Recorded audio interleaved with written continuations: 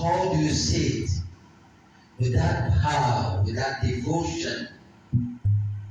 Jai Shri Ram. When Hanuman said Jai Shri Ram, it was not just the Jai Shri Ram. There was something within him that when he uttered that name, he was energized with a certain kind of power that whatever he wanted to do, it come to fruition. In this manner, we must repeat the name of the Lord. Have that in that faith.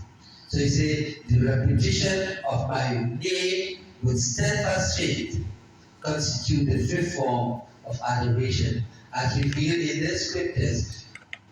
Panchama Buddhamasu Veda Prakasa. Veda means the Vedas. The Vedas are enunciated accordingly. This is fifth form. It says, Chaturnamasila Virati Bahukarma Nirantar Sajjana Dharma. He said, the sixth form consists of practice of self-governance. What does practice of self-governance mean? You must be able to control your life. Don't think what anybody else. Control your life. Maintain that dignity and honor of the human being.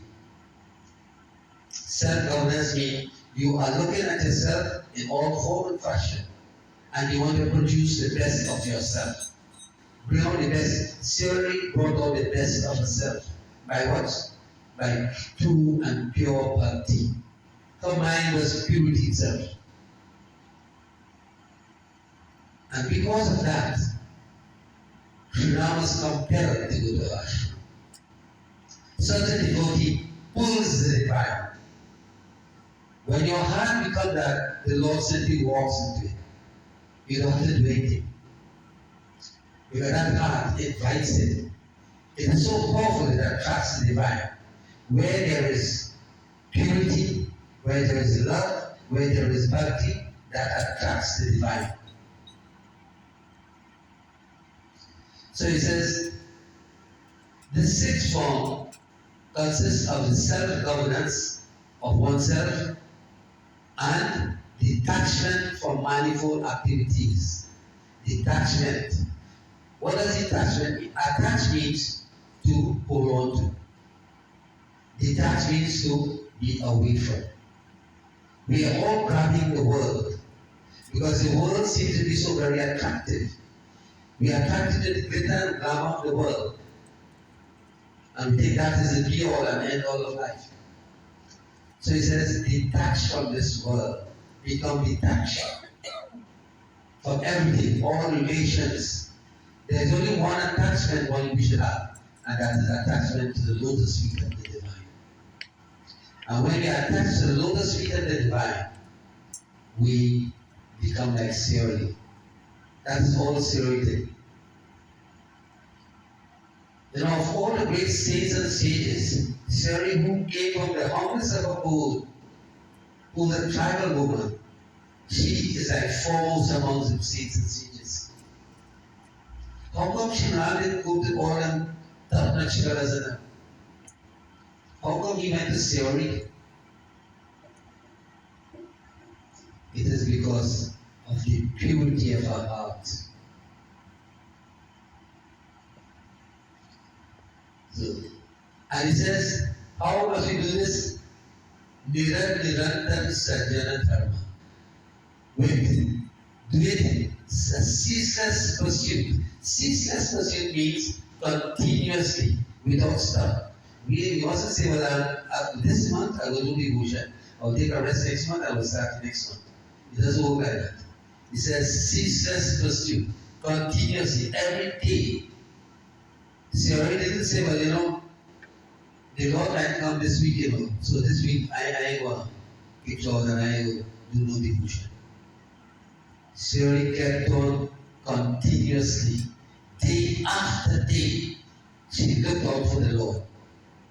There was never a time when she got fed up of devotion. So, ceaseless pursuit of the course of conduct prescribed for the good. What is the course of conduct? This. Devotion, bhakti, reading of the scriptures. This is what is recommended. So we must be completely attached to this form of life. You have to follow the guidelines of Siri. So I'm coming close to the end.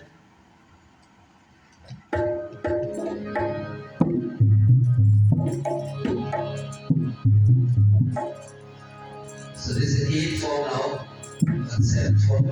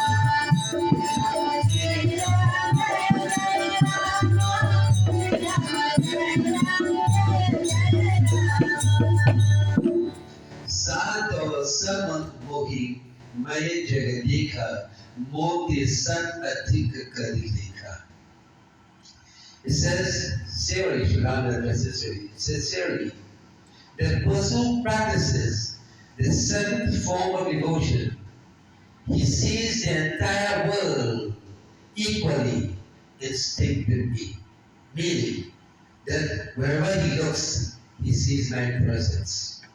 Who was that great devotee? Sant Tulsidas. Mahatma Sant Tulsidas said, Siya Rama mai sab jag jani, Raghupana majori jugabani. He says, wherever I look, I see the beloved Sri Ram. He pervades everything. And as such, I bow in reverence. Raghupana majori jugabani. I bow in reverence to all his creation. When you become like Shirley, you don't see enemy. You don't see a snake and an elephant and a bird as being different from you. You are in everything. You see yourself, you become one with everything. You know, we got finals and they say, my body. When you say my body, you put a boundary that I am this. But when you remove that boundary, you become one with everything here and everybody. We put boundaries. So he says, in essence, what he says here, don't put boundaries. See yourself everywhere, in everything. And if you see yourself in everything, then obviously you will treat everybody the same way. There will be no difference.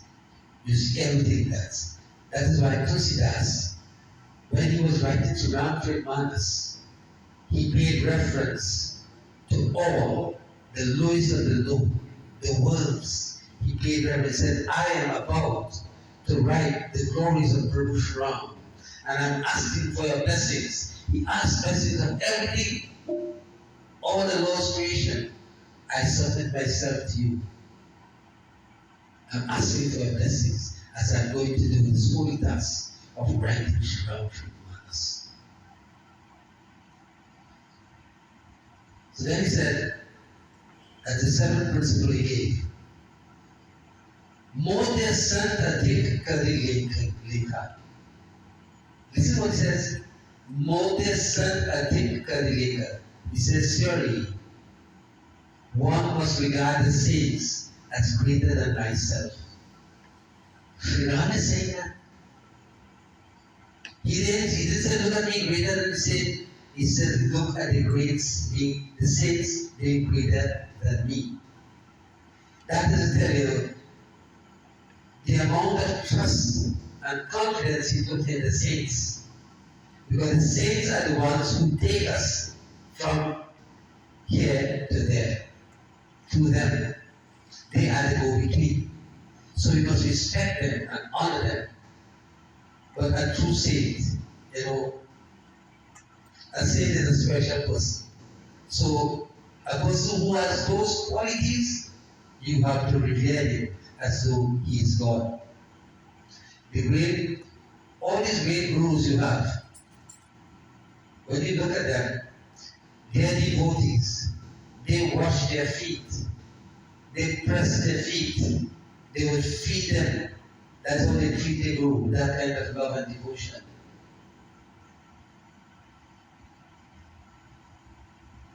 All the great swamis, their gurus, their chelas, that is how they treat them. Because Sri Rama said it here. He says, Mo de Santa Tirka. He must regard the saints as even greater than myself.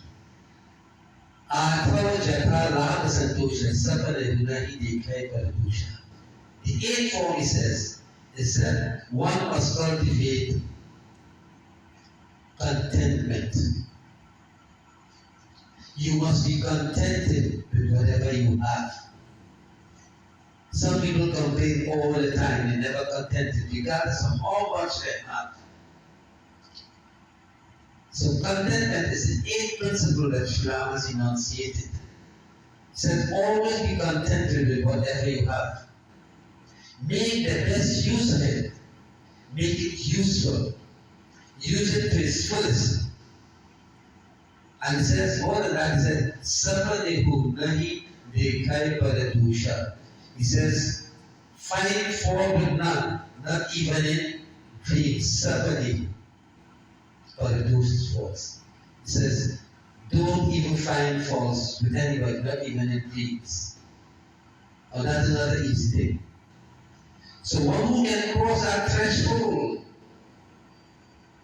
of observing this particular thing, of being contented all the time, of not complaining and making accusations against anybody.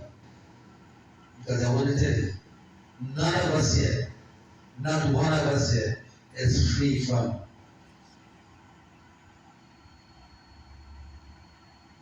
all of us have faults. None of us are free from faults. There's a beautiful illustration in the Bible. There was this person who lived a very bad life, a prostitute, and in those days, they stoned him to death. That was the penalty.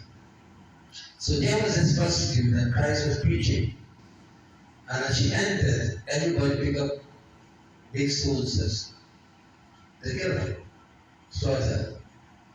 And Christ said, he who is without fault cast the first stone. You know what happened? Everybody dropped the stone. Everybody dropped what they had in hand. Because they realized not one of us here is without fault. Nobody is without fault. And through these processes, the Sriman is enunciated, one will be able to be free from fault, as Sarah was. She had reached that stage where she was superior amongst the great, swamis and those who pursue devotion. So let me read back that. Atho Jaglal Santosha's contentment. Sabadehu nahi dekhai paradusha. So he says, he who cultivates the eighth type of devotion is contented with whatever he has. And more than that, Sabadehu nahi dekhai paradusha.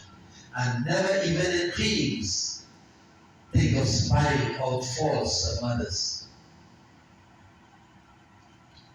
When I was reading in secondary school, I did a bit of the Bible.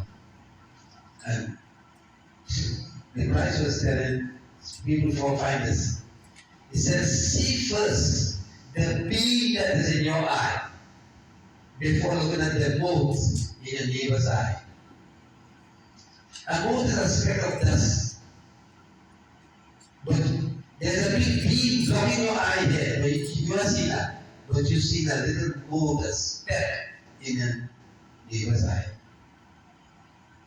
That is how some people are. They don't see their faults at all. They will see other people's fault. Right? Their whole house falling up. And they don't see that. They see somebody else's fault. That's what Sri Ram is telling Sivali. He says, not even in dreams to see the faults of others. And Valmiki also tells Sri Ram, he said, my Lord, those who would see only the good in others and forget the bad. He said, my Lord, such perseverance are all blessed to sleeping. Go there and make that heart your home. Now, it is not easy to live these principles. So when you live these principles, you have transcended this world. You are in another place. And that is why Sri Ram has to come. That everybody could do this. These are guidelines for us. All of us have this fault. Every one of us here. None of us is without it. And none of us is perfect. But these are the guidelines. This is what we must aspire to. That's why Sri Ram has come. He has led the way. This is a pathway that I am leading on earth. These are the footprints I am setting. Walk in those footprints. And if we could walk in them, surely we will be with him. So the final chaupai, Tusidas sings.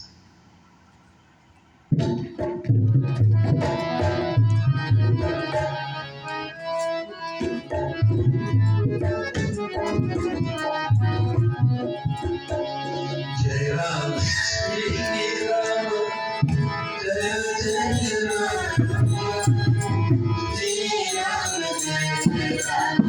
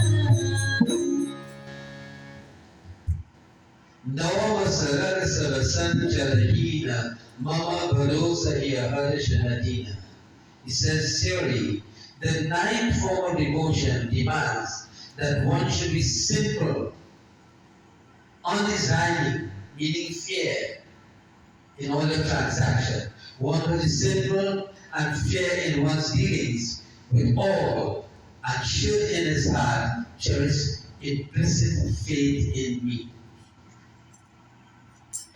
In your day-to-day affairs, Be simple. When you deal with people, deal in a manner that you are fair. Be fair in your dealing with people. Now some people, they profess to be religious, but in their business, they try to scheme you of everything that you have in their day-to-day dealings. They have so much brain. They work on you like swords, So Sri Ram makes that. He said, have implicit faith in me. And if you have implicit faith, implicit me unquestionable faith. If you have that faith in me, then you will be simple and you will deal with people properly.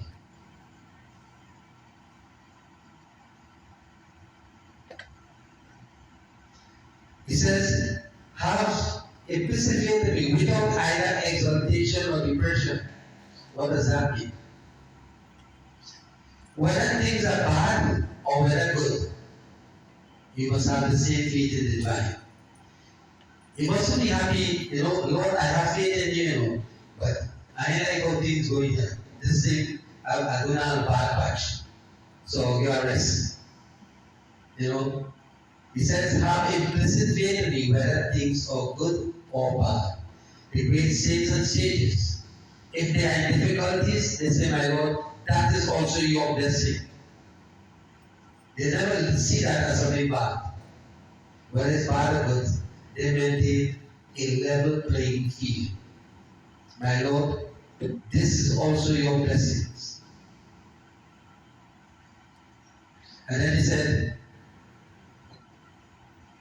he said, Nawa mahuge kawajina ke hui, nari purusa sachara chara hui. He said, whoever practices any one of these, man or woman, animate or inanimate, he says, he comes to my abode.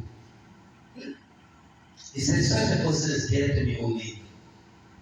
Anyone who practices even one of these, he said, he is very dear to me. Because if you practice one, it will merge into the others.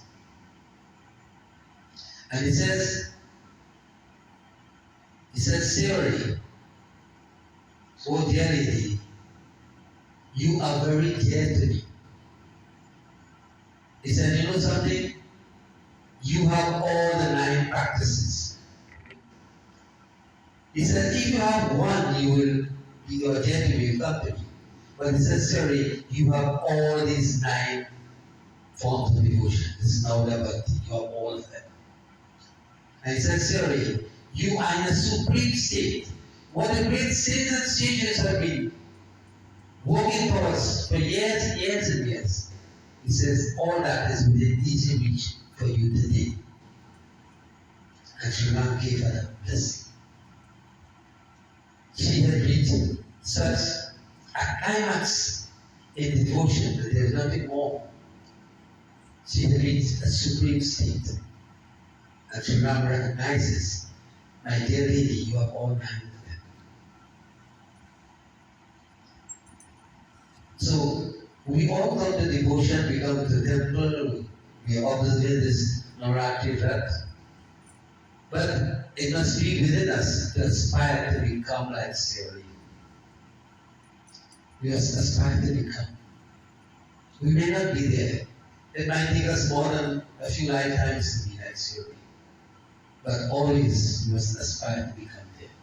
And if we are humble, simple, we deal fairly with people, things will work our way. Things are going to work out.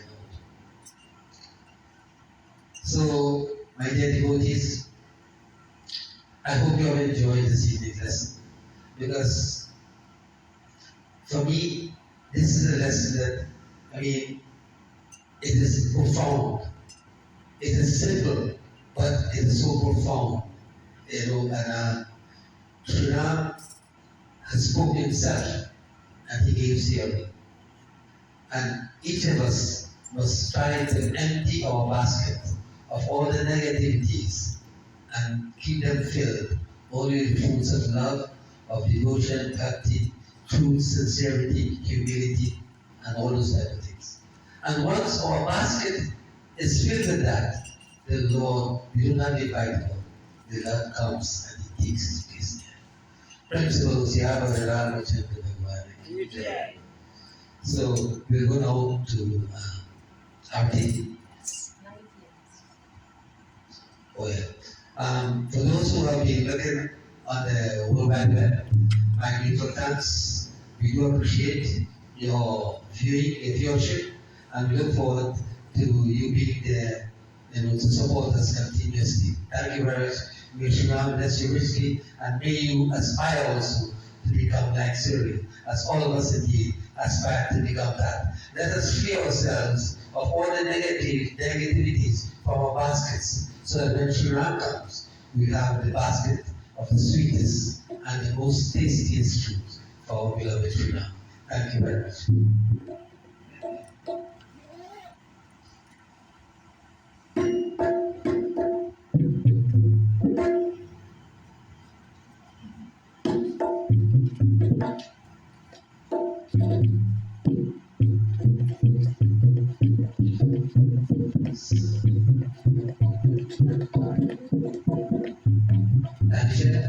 Organizing